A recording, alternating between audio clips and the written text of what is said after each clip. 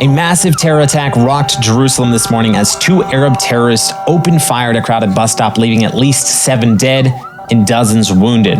Hamas is celebrating the massacre and calling for even more attacks against Israel, while Netanyahu vows that this will not slow down the IDF's mission of destroying terror in Gaza and terror in Judea and Samaria. Meanwhile, Yemen is accusing Iran of smuggling chemical weapons into Yemen for the Houthis to use against Israel, majorly escalating the war. We'll get into all of that here on today's show.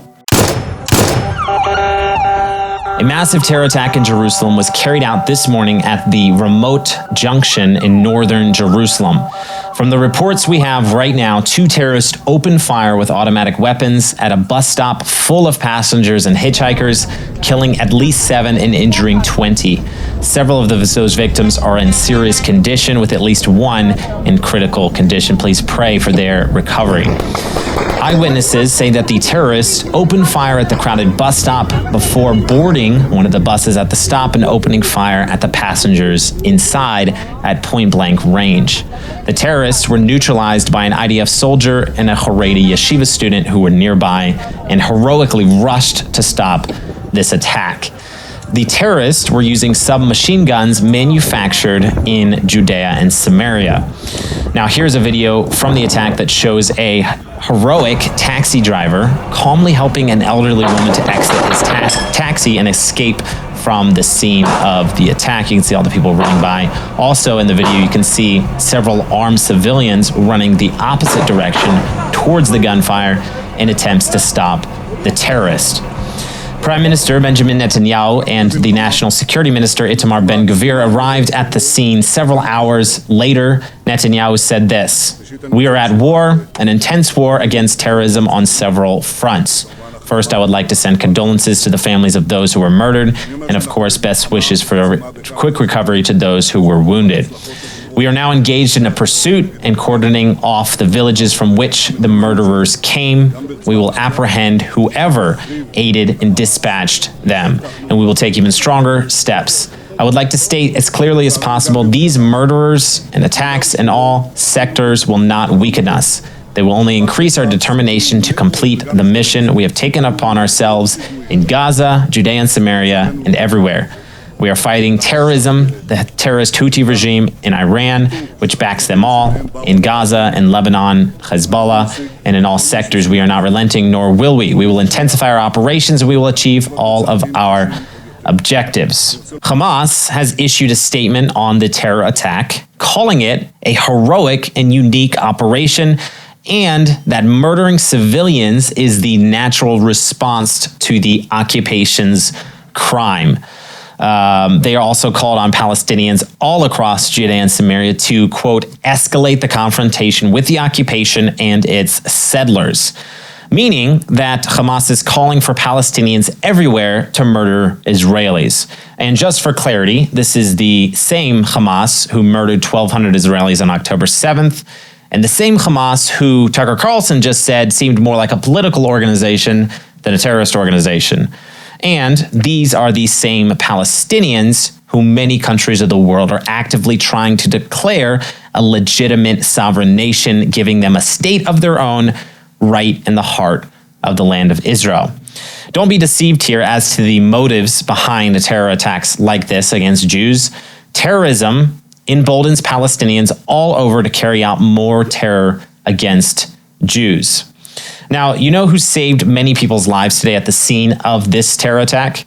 Magen David Adom. Magen David Adom is Israel's emergency services system, which means that they are the first ones on the scene at every terror attack, car accident, heart attack, whether it's terror-related or not. They dispatch every ambulance in the nation, and they receive thousands of emergency calls every single day. These guys are the ones who are on the front lines of this seven-front war that Israel is facing. Since October 7th, they have saved thousands of lives and continue to do so every single day.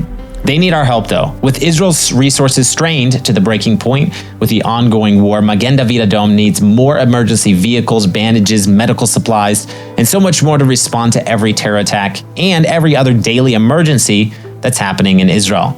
People ask us what they can do to bless Israel during this war, and honestly, this is one of the best ways that you can do that. You can be a part of making sure that Magen David Adom is equipped with everything they need to save more lives in Israel.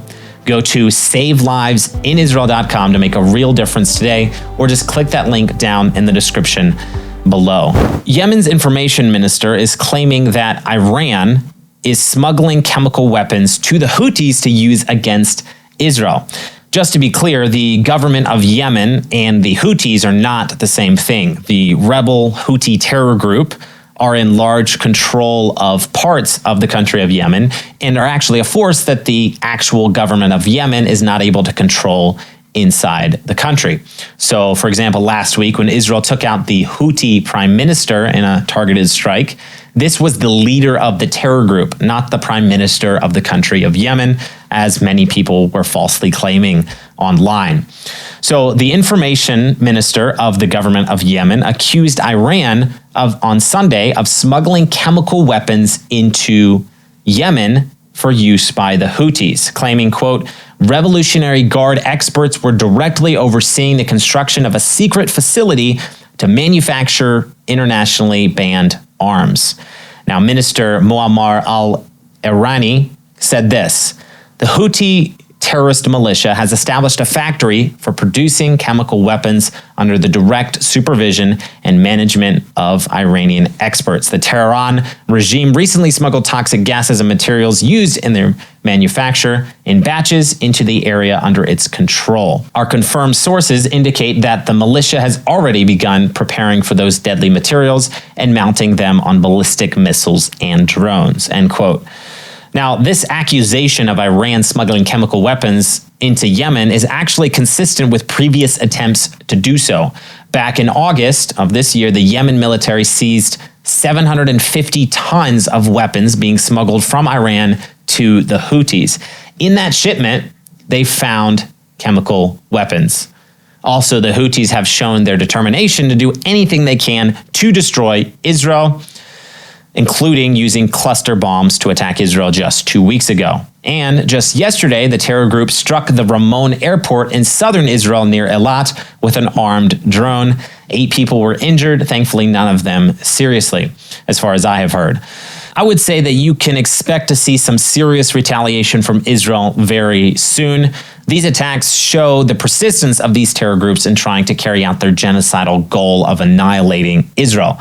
Even after last week's strikes by Israel taking out much of the Houthi leadership, they still persist in launching attacks against Israel.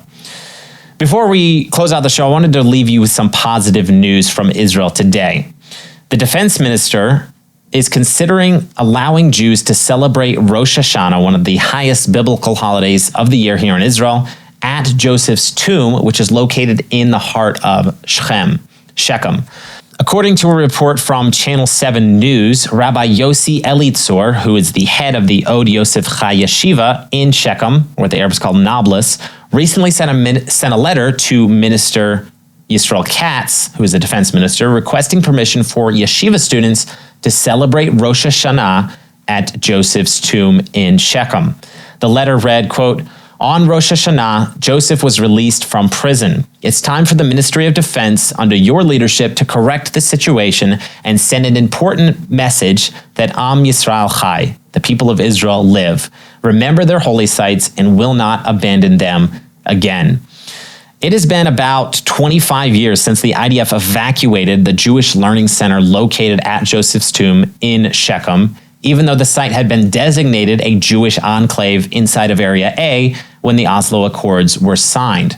The site was abandoned due to terrorism against the Jews at that site. Now, the defense minister of Israel is considering this request to allow Jews to stay at the site for the 3 days over the holiday of Rosh Hashanah. Now, this would be a huge move for regaining access to this ancient Jewish site. I encourage you guys to please pray that they would allow this move to go forward and that Israel would be able to regain full control of the area of Joseph's tomb in Shechem. Thanks for watching, and keep speaking out on behalf of the people of Israel. We'll see you in the next one.